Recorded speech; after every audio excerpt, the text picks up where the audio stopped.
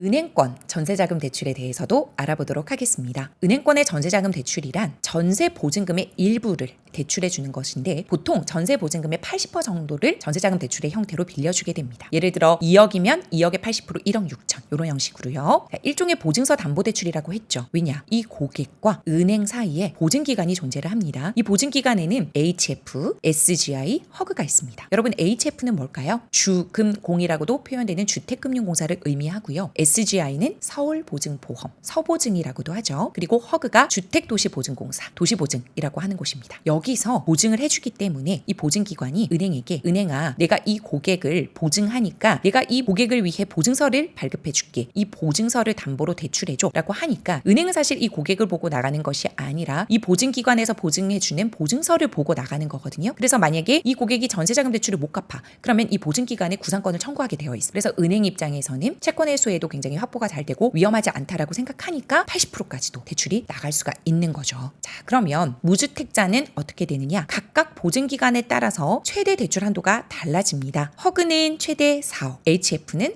4억 4천, SGI가 가장 많이 해줍니다. 5억까지 무주택자일 경우에는 은행권 전세자금 대출이 가능하고요. 1주택자는 금액이 좀 줄어듭니다. 허그는 2억, HF는 2억 2천, 그리고 SGI 같은 경우에는 3억까지도 1주택자에게도 전세자금 대출을 해줍니다. 아까 말씀드렸죠? 다주택자 전세자금 대출은 1금융권 은행에서는 불가하기 때문에 2금융권 일부 지점에서 가능하다. 만약에 직접적으로 찾고 싶다. 그러면 OKOK617 네이버닷컴으로 주시면 제가 찾아드리겠습니다. 왜냐하면 이러신 분들이 있어요. 2주택자 전세자금 대출은 불가한데 왜 된다고 말을 하느냐? 잘못된 대출 정보를 전달하는 게 아니냐? 이렇게 말씀을 하시는 분들이 있는데 아니고요, 여러분. 대출은요. 1금융권뿐만 아니라 2금융권, 3금융권도 내가 활용 가능하면 내가 사용할 수 있다라고 생각하면 적극적으로 활용하시는 게 좋습니다. 물론 금리 부담이 있을 수 있어요. 그렇기 때문에 저는 3금융까지는 추천드리지 않고요. 다주택자 같은 경우에는 1금융권 전세자금 대출이 막혀있기 때문에 꼭 필요하신 분들이 있거든요. 필요하시고 내가 대출 상환 능력이 된다라고 하면 사용하실 수 있기 때문에 적극적으로 대출력을 활용하셔서 삶의 질도 향상시키는 것을 저는 추천을 드리는 겁니다. 자, 그리고 이 HF나 그럼 허그나 SGI의 특징은 뭐냐? 이 HF 주택금융공사의 전세자금 대출은요.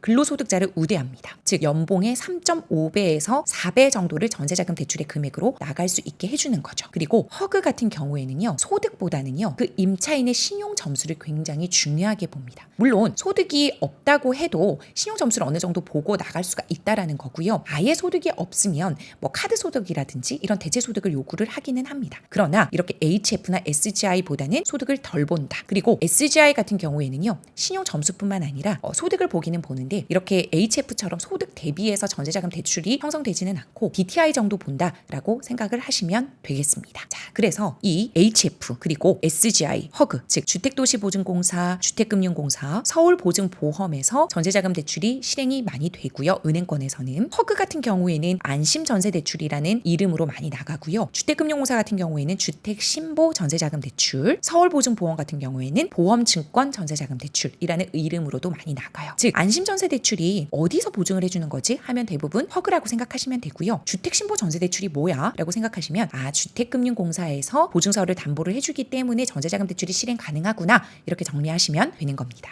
그러면 버팀목 전세자금 대출에 대해서도 공부를 해봤고 은행재원 대출이 이런 거구나 라는 전세자금 대출에 관한 것도 공부를 해봤습니다. 자, 그러면 이 두 개를 어떻게 하면 잘 활용할 수 있을지 이 활용하는 중에 나오는 질문들 자주 나오는 질문들을 가지고 여러분들에게 꿀팁들 드리도록 하겠습니다. 버팀목 전세자금 대출을 이용하다가 집을 사려면 회수가 된다고 했죠. 즉 상환을 해야 합니다. 그러면 이때 일반 은행권 전세자금 대출로 대환하면 되는 거 아닙니까? 라시는 분이 있어요. 너무 대출 공부를 잘하신 거죠. 왜? 버팀목 전세자금 대출을 내가 사용할 수 있는 조건이야. 이 버팀목 전세자금 대출이 은행재원 대출보다는 금리가 싸기 때문에 이거를 이용하고 있다가 이제 내가 내 집 마련을 하게 될 때 은행재원 대출, 즉 은행 전세자금 대출을 받고는 집을 사도 되니까 은행재원 대출로 그때 갈아타면 되는 거 아니냐라는 질문이세요. 자, 너무너무 좋은 질문이고 주의하셔야 되는 점이 있기 때문에 말씀드리겠습니다. 자, 전세자금 대출은요. 우리가 전월세 계약을 하죠. 즉 임대차 계약서상 잔금 지급일과 주민등록등본상 전입일 중에 빠른 날 기준으로 해서 3개월 이내까지 신청한 대출을 전세자금 대출로 봐줍니다. 즉 그 기간이 지나고 나면요. 전세자금 대출로 은행은 봐주는 게 아니라 어떻게 전세 보증금 담보 대출로 취급해서 DSR을 보는 대출로 바뀌어버립니다. 다시 내가 전세 계약을 하고 전입일이나 아니면 잔금 지급일 중에 빠른 날로부터 3개월 12개월까지는 전세자금 대출로 실행을 할 수가 있어요. 근데 그 기간이 지나고 나서부터는요, 전세자금 대출로 실행이 되는 게 아니라 전세보증금 담보대출로 보고 이건 완전히 대출의 성격이 변해버립니다. 즉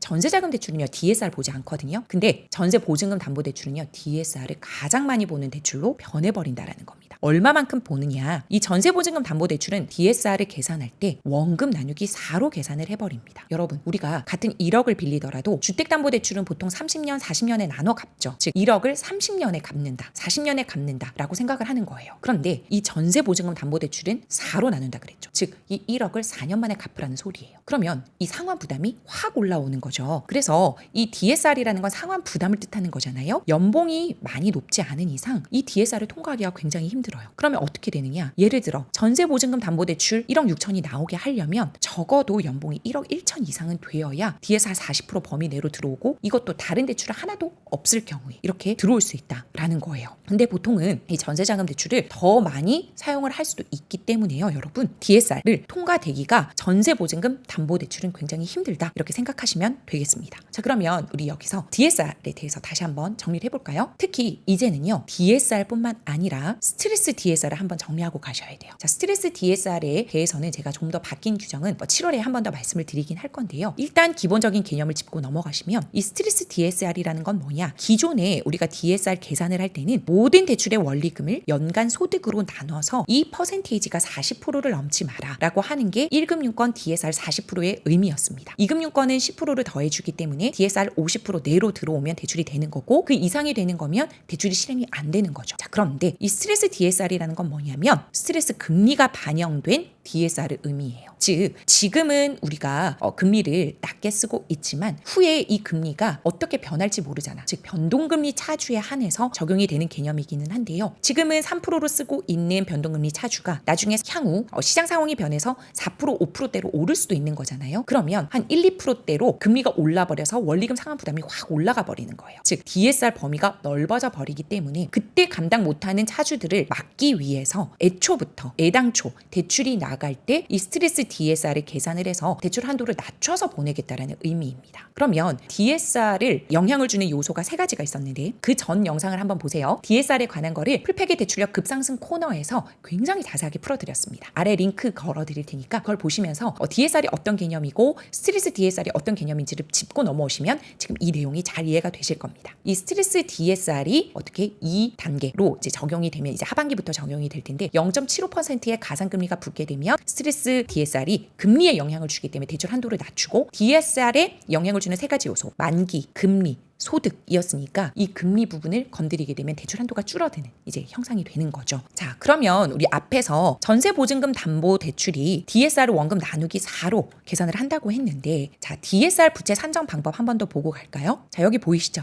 전세자금 대출은 DSR이 불포함된다. 즉 이자만 계산된다 라고 되어 있고요. 전세보증금 담보대출은 대출 총액을 뭘로 나눈다? 4년으로 나눠서 계산을 한다 라고 되어 있죠. 이거는요 신용대출보다 더 빡빡한 DSR 계산법입니다. 왜냐하면 신용대출 같은 경우에도 대출 총액을 5로 나누잖아요. 그래서 굉장히 이 DSR 부담이 높아요. 연봉만큼의 우리가 신용대출 마이너스 통장만 가지고 있다 하더라도 DSR이 25%가 넘어버려요. 직접 이제 부동산 계산기 같은 걸로 이제 DSR을 계산을 해보시면, 근데 그것보다 더 빡빡하게 4년으로 나눠버리니 이 DSR 부채 산정 방법 중에서는 가장 빡빡한 규제다라고 해도 과언이 아니에요. 그런데 이 전세자금 대출을 쓰고 있다가 중간에 대환을 한다? 그러면 전세보증금 담보대출로 바뀌니 어떻게 해야 됩니까? 아예 목적물을 옮겨서 계약서를 다시 쓰게 되면 전세자금 대출로 실행을 할 수가 있고요. 그 전에 빨리 애당초 은행재원 대출로 전세자금 대출을 사용을 하시는 게 마음 편하실 수 있습니다. 자, 그리고 여기서 제가 꿀팁 하나 더 드리고 넘어가겠습니다. 근데 풀팩님 분명히 전세자금 대출이 DSR을 보지 않는다라고 했는데 이자만 계산, 이거는 무슨 말입니까? 이렇게 여쭤보실 수도 있겠죠. 우리가 DSR이라고 하는 것, 즉 DSR을 볼 때요 전세자금 대출이나 중도금 대출이나 이주비 대출 같은 경우, 또 보험 약관 대출 같은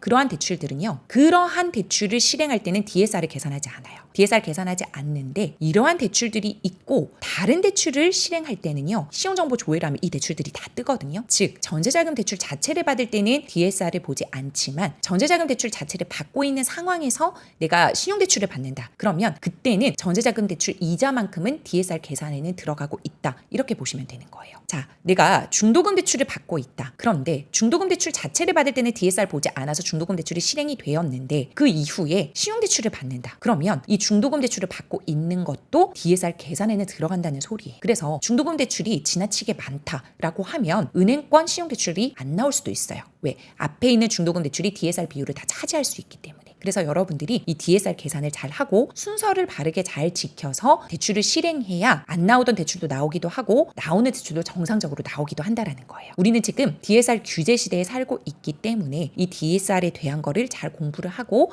주의점도 잘 살펴보고 대출 순서도 잘 지켜서 실행을 해야 하는 겁니다. 일부 언론이나 이런 여론 같은 곳에서는요. 전세자금 대출도 DSR에 포함을 시켜야 된다. 이렇게 생각하시고 맺히시는 분들이 있어요. 왜? 이 전세자금 대출을 많이 해주니까 전세금이 올라가고 전세금이 올라가니까 매매가를 들어 올려서 이렇게 집값 상승을 시키는 요인, 주범이 아니냐 이렇게 생각하시는 거예요. 그런데요. 이거는요. 굉장히 잘 보셔야 합니다. 왜? DSR에 대한 바른 고찰을 해주셔야 돼요. 자, 이거는 작년에 나왔는데요. 작년 하반기 같은 경우에는 전세자금 대출도 DSR에 포함시켜야 된다는 여론이 굉장히 많았어요. 그때 전세자금 대출에 대해서도 총부채 원리금 상환 비율, 즉 DSR 제한을 둬서 과잉 대출에 따른 부작용을 막아야 된다라고 생각을 한다라고 하시면서 이렇게 헤럴드 경제에서 발표를 했는데요. 한번 그 내용을 보시면 전세 대출이 일부 갭 투자 자금으로 활용되며 주택 가격 상승 및 주택 시장 변동성 확대 요인으로 작용해온 점을 비춰볼 때 이 DSR 규제를 시켜야 된다. 왜? 이 DSR 회피 수단으로 지적된 작년에 50년 만기 주담대가 있었죠. 그거와 함께 DSR 예외 적용을 받는 특례보금자리론이 있었죠. 그것뿐만 아니라 이제 전세 대출도 어떻게 된다? 가계부채 위험이 큰 상황에서는 전세 대출만 DSR이 비껴가는 거는 마찬가지로 편법이기 때문에 전세자금 대출에 있어서도 DSR을 적용해라 이렇게 하시는 거예요. 자, 여러분 그럼 왜 이게 위험한지 한번 볼까요? 전세자금 대출이 DSR에 들어가면 어떻게 되느냐? 연봉 5천만 원인 임차인이 전세자금 대출을 1억 6천을 아까 받는다고 만약에 이 전세자금 대출이 DSR 포함돼서